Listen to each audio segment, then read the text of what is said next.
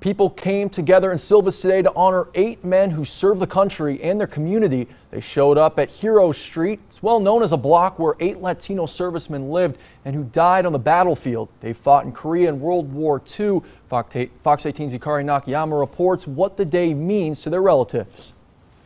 We gather here under the blanket of freedom and all of this beautiful glory, these glorious flags around us, because of the men and women who sacrifice themselves each and every day to give us the right to do so.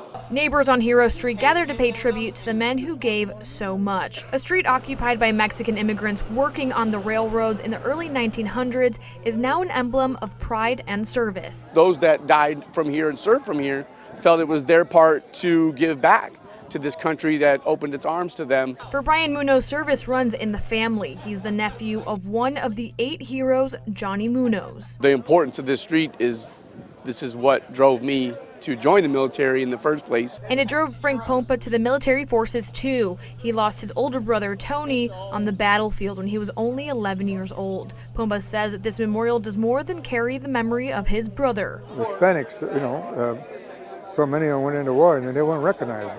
He says although he was young, his memory of the 8 heroes will stick with him forever. I remember all of them, they were all older than me, but I remember them.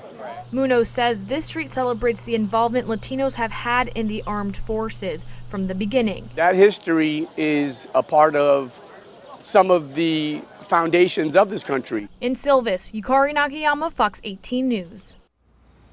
Brian Munoz also says today we are not only celebrating the lives of those who we've lost on the battlefield, but their families and loved ones also.